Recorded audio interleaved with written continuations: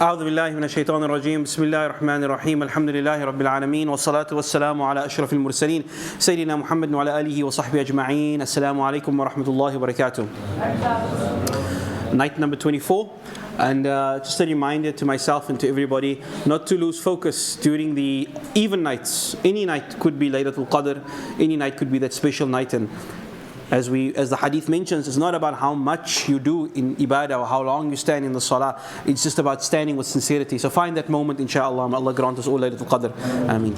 Yesterday we spoke about these two parallel systems, the European world rising and rising, and the Muslim heartland falling further and further behind. And one of the major turning points was, of course, the introduction of the printing press, which once again, and this is subhanAllah, what we know from the foundation of our religion, that the country, the nation, the people that are reading and learning the most will always be the most advanced. Allah says in the Quran, He will raise up, يَرْفَعِ الَّذِينَ آمَنُوا, He will raise up the people of Iman, will have a special place, and those who are given knowledge.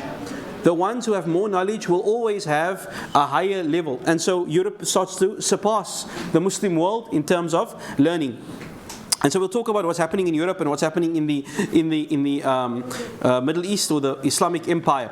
So the Europeans, with the advent of new technology, with the advent of the printing press and the Reformation, we said this man, Martin Luther, this priest, starts a reformation, saying that the church must reform itself, that religion must change, and his ideas gets published, and more of the people rise up, and eventually the Catholic Church is forced to, it loses a lot of its power, it loses its property. SubhanAllah, the largest landowner in the world at that time was the Catholic Church. Today, if you look like at England, the largest landowner is the monarch, the queen or the king of England. Where did they get their property from? They got it the minute the Catholic Church was pushed out. They said, well, the church doesn't need to own it, so the king can own it now. And so, subhanAllah, you could see the church owned and controlled much of the power within Europe. So, with the churches move away, people, of course, revolted not only against the Catholic Church, they revolted against religion, in particular in France. France has this very anti-religious outlook in life. They basically had this view that for centuries we were in the dark ages, we were oppressed, we were backwards because of the church. Because the church kept us away from enlightenment. And so one of the first ideals that starts forming is this concept of secularism. Secularism is to remove religion from the state. One of the reasons was also, now that you have many different Christian groups, you have the Catholics, the Protestants, who must be in charge of the country? Which religion is in charge? So they said, you know what? No religion is in charge. God is irrelevant. And so, as they would say, God was dethroned. He's no longer the sovereign of the kingdom. Man is now in charge, or the government is in charge. So secularism is sort of the first step of the ideology, to remove religion from basically all spheres of life. Make religion irrelevant. Religion is only something you do on the day you get married and you dress up, and then there's a kind of a festival, or the day someone is born, someone dies. That's religion. Otherwise, it's irrelevant in how we teach our syllabus, how we do business, our economy, our government. Religion, there's no place for God anyway. This is secularism. Once you have gotten rid of God, then you pave the way to the next stage of liberalism. Liberalism basically says, and if you read what its foundation, it is that you are free to do anything that you want. Ultimately, your hawa is your God. So long as you don't infringe on someone else's freedoms, you decide how you want to live your life, what you want to eat, what you want to dress, who you want to sleep with. This is the ideology, the religion of Europe. After the Catholic Church is thrown out, essentially this becomes the driving force. And that is the driving force of the world today, which, as you can see, is direct in conflict of Islam, which is submission. I surrender to something bigger than me. Liberalism is, there's nothing bigger than you. Are Akbar. You are your own ilah. Right. So now there's a new, and one must also mention, as bad as we might think of the ulama and the Ottomans for banning the printing press, they got to see what's going on in Europe, and they must have felt perhaps this is protecting our people. The same way when the internet came up, many ulama said perhaps we should say this is haram, and now AI is coming out, perhaps let's be safe, and for the sake of protecting iman, protecting our deen, there might have been an over-conservatism, and perhaps there's some goodness inshallah in what they tried to do, but of course it was a huge mistake. So now Europe, with turning away from the church, turning away from scripture, turning away from belief, and looking just to the dunya, they're finding great success. And so religion becomes more and more irrelevant. So now Europe rises, and now they want to export their ideology, and they want to move beyond Europe. They can't move further east because there is this massive Ottoman wall, or the Ottomans are in the middle of the Middle East. So to avoid the Ottomans and going through that region, they go westwards, and that's where the discoveries of Vasco da Gama and the great voyages across the Atlantic Ocean. Why did they voyage all the way to America? The objective of Christopher Columbus was to get to India. Why does he want to get to India all around the world? Because he doesn't want to go through Muslim lands. This was the idea. We don't want to go through Ottoman Islamic lands, because at that time there was still some izzah and strength, and so they end up in North and South America. And of course, what they do there is they commit one of the biggest genocides in history. They completely eradicate the native people, so much so that they have to bring new people to this land to look after, to work the land, and to. So initially, this whole voyage, as we said, in 1492. Christopher Columbus discovers America. 1498, 7 years later, this is the Vasco da Gama sails down South Africa, past Cape Town. He lands here in Cape Town. It's the first person to come around the whole Africa, and then he finds India on the other side. And so the Europeans are becoming the masters of the sea, because, of course, they're not going through the Ottoman lands. And the idea originally was to set up trade. This was only business. We're only getting goods from China, from India, from different parts of the world, and we're bringing it to Europe. We're cutting out the Ottomans. But of course, when they set up trading posts, these became colonies. And they thought, why do we need to trade with the local people when we can just take from them? They're not humans in any case. They're not people. They are nothing. In fact, if you look at their writing, is this, we found this, when Christopher Columbus writes to Queen Isabella, she said, I found a land that has been unclaimed by human beings. What are the people there? The millions of people that are living there, what are they? And so they claim the lands that they find, and of course, naturally, the native people would stand against them, but you can't fight against a technologically superior nation, and they had the backing. So when they talk about liberalism and freedom and human rights, what they're doing at the same time is committing genocide in North America, South America, Australia, Africa, and they are shipping millions and millions of people across the Atlantic Ocean. And how do they reconcile this? If you look at their writings, they'll say, well, these people don't deserve human rights because they're not really human. Until they get to a level of being human beings, which we need to subjugate them, enslave them, educate them, and maybe if some of them becomes people, then we'll give them the rights. This is the European ideology. And the Europeans, so by and large, they're now conquering the oceans. And they're conquering the fringe parts of the world, the edges of the world. The center of the world still, the Ottomans, the Mughals are still quite strong. And as we said, by chance, Napoleon ends up in Egypt. It wasn't really a planned thing. He somehow ends up in Egypt, and he realizes, I'm here in Egypt, in the heart of Ottoman lands. No army is coming to stop me. He took it so easily. And this was a clear indication the Ottomans were on their last legs. And this will come into play tomorrow, inshallah. And similarly, the British shipping company, not even the army of England, a shipping company sets up shop in India. They're just there to trade, but then they see the fighting that is going on, and they have a few thousand men. And with these few thousand men, of course, with the backstabbing of one city governor against another, they are able to basically take over the entire Indian subcontinent. They try to rule the entire Indian subcontinent and do away with the Mughals. Now, if they are doing this in the heartland of Islam, in Egypt, just a stone's throw away from the Khalifa, they managed to bring down the Mughal Empire. What do you think they're doing to the fringe parts of the Ummah? Places where there is no authority anymore, like Indonesia, Malaysia, like West Africa. And so let's talk about this terrible chapter in our history, and really at the low point when the Atlantic slave trade, the Portuguese were the first, subhanAllah. They were the first people to start taking Muslims from Africa to their new colony, Brazil. When the Spanish and the Portuguese conquered the Americas, they had an agreement, this will be yours and this will be mine. And so Brazil became Portugal's. And that's why till today, one of the few countries that speaks Portuguese is Brazil.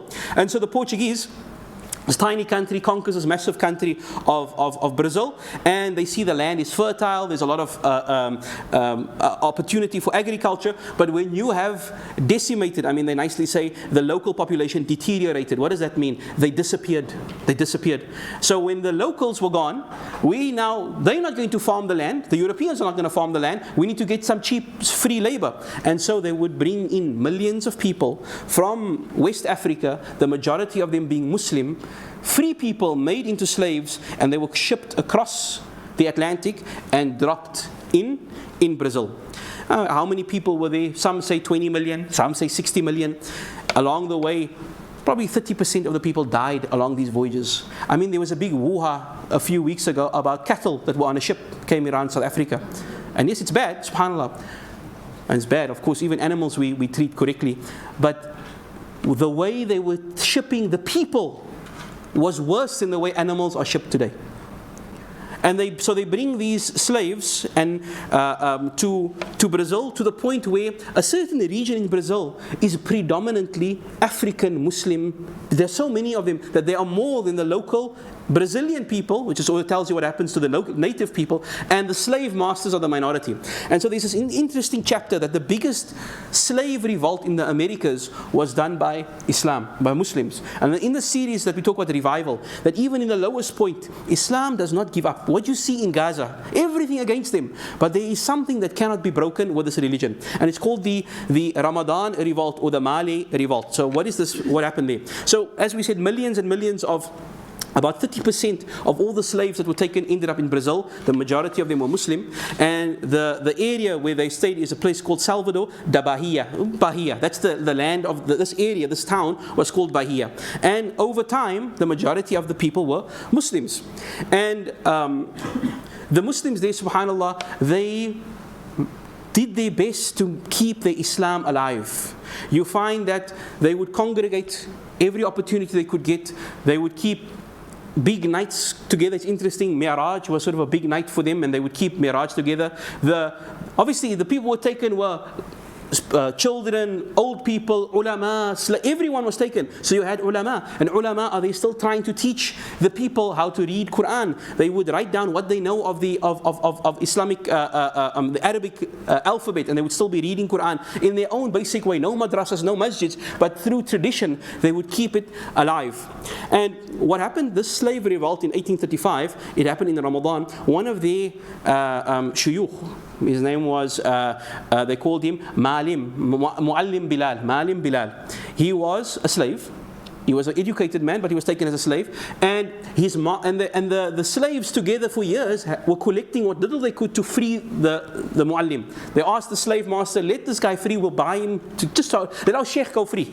He's teaching our kids, let him go free. The slave master refused. Then the slave master dies, and he dies in debt. So what happens? You are in debt. They arrest Muallim Bilal. We need to put you in jail to find out how this guy's estate, because you're part of the estate. So they lock him up in jail because the master is in debt. And this happens in Ramadan. And this becomes too much for the local people. On the 27th of Ramadan, Laylatul Qadr, it also coincides with some Christian festival, that a group of they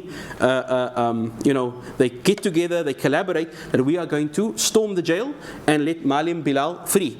And this is the biggest revolt that occurs as a slave revolt throughout the Americas. No revolt was bigger than this. And they basically get up hundreds of them. And subhanAllah, what is mentioned here, you'd see one of the leaders, his job is like the treasurer. He collects money from all the slaves. And what does he do with that collection? Part of it is, we are going to use it to make Islamic clothing, so that they couldn't wear abayas or thobes, but when they made salah, you have the top. When you die, there's a kafan. For those who couldn't work because it's Jumu'ah time, they would pay you're not going to work, but they'll pay for your day. There's a system going on. And so all the clothes that they would wear only for salah, they took it out. They put their Quran around their necks, what little ayats they had. And you can imagine this in the middle of Brazil. Hundreds of Muslims putting on their thobes and their turbans, coming out in the streets, takbeering, and storming the garrison, storming the jail. And for a day or so, they were able to take over this region. But of course, eventually, the Portuguese fearing that if this spreads to the rest of Americas, I mean all over, even North America, USA, they're all worried because they all have the exact same situation. One slave revolt can lead to the entire system falling down, and so they crack down hard. They send in the army and they basically massacre hundreds and hundreds of the Muslims. They round up the leaders, torture them, execute them, set an example. And subhanAllah, what they actually did, which one might be a silver lining, is they took the most learned, the ulama, and the more organized members of the group, about 300 of them, 500 of them, and they shipped them back to Africa. They took them and they sent them back to Africa because they realized if you have an intellectual Islamic group of people, they will never be able to subjugate the masses. And so they shipped away all the scholars, all the learned ones, all those who could read and write, and they sent them to Africa. And also from this point on, they made a point they're not going to take any more Muslims as slaves, because they found within the Muslims there is a spirit that they could not break. And after that, they also then realized it's not just the weapons that keeps them in charge, we need to send the priests. And so now they force Catholicism down the throat of these people. It's estimated there were hundreds of thousands of Muslims in Brazil. Today there's hardly any of them. What happened? And so subhanAllah, what we take from this is, when we talk about our own history, our history in Cape Town is not too different from that. And under such persecution, communities are not able to survive. Eventually, your Islam can't survive under that kind of constant pressure. And how many communities across the world, Allah alone knows, who fought as long as they can, like the Moriscos in Spain, trying to keep their deen alive, trying to just recite Quran. And therefore, what a great ni'mah that we can come to the masjid, we can hear the adhan, our ladies can wear their hijab, we can go leave our work, go for Jumu'ah and without any fear. In a land that is not a Muslim land, we thank Allah subhanahu wa ta'ala for this blessing, and we ask Allah to keep it this way. Tomorrow we'll talk about the French invasion of Algeria. It's quite a brutal invasion, continuing in this colonial period, inshallah. Last night we said that there was this battle in which paper was discovered between the Muslims and the Chinese. Of course, this is the Battle of Talas, the Battle of Talas. And M. Salih Hamid, Muhammad Salih Hamid, no? Nizam Nasiruddin, no.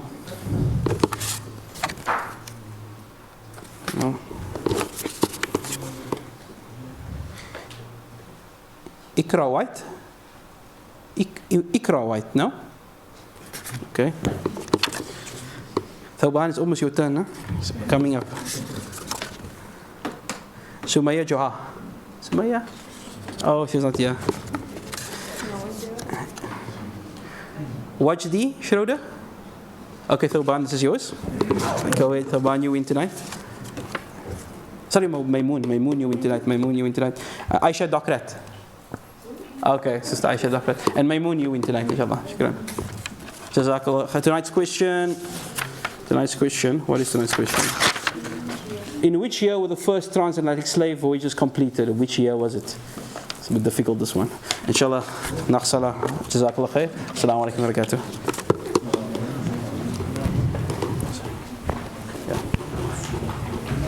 Roma Creams.